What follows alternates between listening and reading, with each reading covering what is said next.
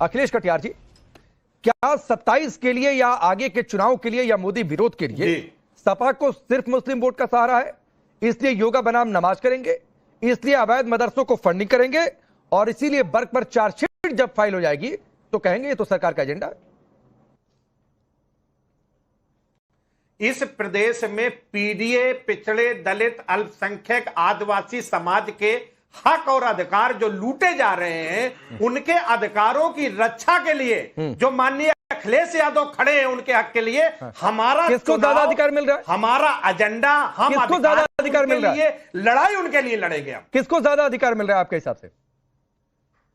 जो non PDA है साहब, कौन? बताओ, नाम लीजिए ना। शिक्षक भर्ती में किसको ज्यादा अधिकार मिल रहा है? पूरा प्रदेश जानता है। नहीं, नाम लीजिए, किसको ज्यादा अधिकार मिल रहा है? अखिलेश कटियार। पांडे साहब, नहीं, मैंने जो कहना था मैंने कह दिया। क्यों?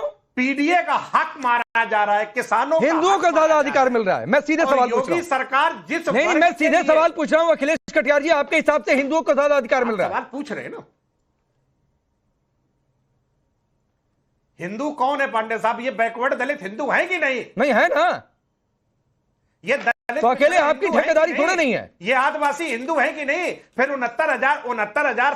69,000 शिक्षक भर्ती के बाद भी उन्हें नौकरी क्यों नहीं मिली? आपसे पूछ रहा हूं, आप 69,000 शिक्षक भर्ती पर जाकर टिक गए। अखिलेश कटियार चला गया। आप एसटी हसन को, प्रदीप भंडारी जी एसटी हसन के बयान को कह दे कि ये तो उनका निजी बयान है। राकेश, चलिए किनारे हट जाए। नहीं आऊंगा अभी। श्रावस्ती में अवैध मदरसों को फंडिंग आपकी पार्टी के विधायक कर रहे थे और अवैध मदरसों पर बुलडोजर चल जाए। प्रदीप भंडारी तो कह रहे हैं कि नमाज पर पाबंदी लग गई। मैं आगे बढ़ता हूं अखिलेश कटियार जी।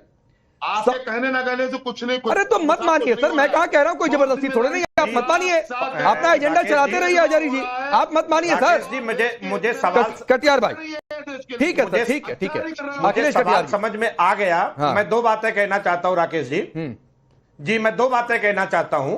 मैं विक्रम साहब के साथ सहमत हूं और बहुत वरिष्ठ अधिकारी हैं, और मैं इस बात पे ये भी विक्रम साहब आपके साथ सहमत हूं कि इस देश के पार्लियामेंट में और असेंबली में एक बिल लाइए और उसमें कहिए कि सरकारी जमीन पे जो भी मंदिर, मस्जिद, गुरुद्वारे बने हो उनको सबको हटाइए, क्योंकि सरकारी जमीन पे कुछ नहीं होना चाहिए। नाजायज तो ना हो या कुछ हो, इस पे बिल लाके एक कानून बना दिया जाए। कहां सरकारी जमीन तो है ये? और दूसरी बात, सरकारी जमीन पर कहां मंदिर है? विक्रम साहब, मैं आपकी बड़ी सरकारी जमीन पर कहां मंदिर है? आप सुनते जाइए ना पांडे साहब, मुझे बोल रहे बताते भी जाइए। सरकारी जमीन पर कहां मंदिर है? देश में साहब निकल जाइए ना चारों तरफ। नहीं, निकल नहीं जाइए। आप बताइए ना, सरकारी जमीन पर फला जगह मंदिर है और नहीं हटाएंगे। आप बताइए कहां है? सुन लीजिए पहले, मुझे पूरा जवाब देना। और भी बता रहे हैं, सुनिए। विक्रम साहब, आपने बड़ी हिम्मत का काम किया कि कम से कम इतने बड़े चैनल पे बैठ के आपने स्वीकार किया कि सरकार अपने बॉर्डर सुरक्षित नहीं रख पा रही है। सरकार के पास बीएसएफ है, जो बॉर्डर की सुरक्षा सरकार के पास है।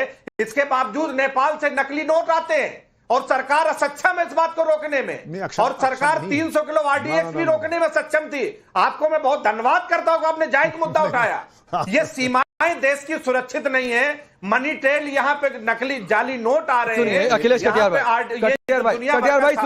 भाई सुनिए ना। सरकार, मैंने पूछा सरकारी जमीन पर कहां मंदिर है, पहले बताइए। 10 मदरसे तो मैंने गिना दिया, आप गिनाइए 10 मंदिर। आपने कम से कम आप गिनवाइए 10 मंदिर। पहलू पे खड़ा की सवाल। अरे अखिलेश कटियार जी सुनिए, उधर मत जाइए, अभी आइए। सरकारी जमीन पर कहां मंदिर गिनवाइए, मुझे उसका सबूत दिखाइए।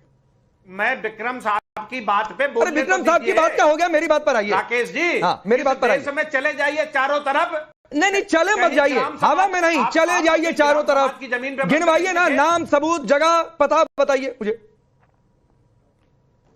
आप जो है, ऐसा लगता है राकेश जी कि आप चांद से आए हैं, आप भारत के नहीं है। ये सवाल ऐसा लगता है। नहीं, मैं चांद से आया हूं चाहे नहीं आया हूं, आप जरूर आए हैं अखिलेश कटियार जी। सरकारी जमीन आप दूसरे गोले से जरूर आए हैं। नहीं, और इसीलिए आपका रॉन्ग कनेक्शन लग रहा था। इस भारत पहले रॉन्ग कनेक्शन लगा नाम को लेकर, फिर रॉन्ग कनेक्शन लगा मेरे टाइटल को लेकर। आप पूछते, ठीक है, और ये रॉन्ग कनेक्शन पूरे पैनल में ट्रांसफर हो रहा है। नहीं, कोई रॉन्ग कनेक्शन नहीं। मैं तो कोई भी धार्मिक स्थल सरकारी जमीन पे बनने, हाँ तो नहीं बने ना, मैं पूछ तो रहा हूँ।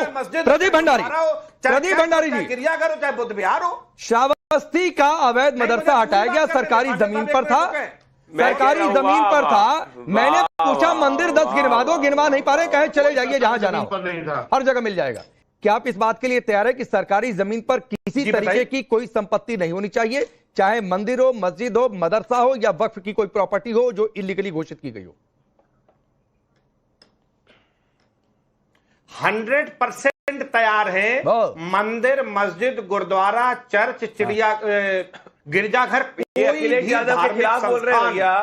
कोई भी अखिलेश भाई, ऐसा संसद मत में तो बोलो। बिल लेके आई अखिलेश है। की पार्टी अखिलेश यादव से बड़े नहीं है। भंडारी जी की नहीं, भंडारी जी की राजनीतिक समझ पे सवाल है मुझे।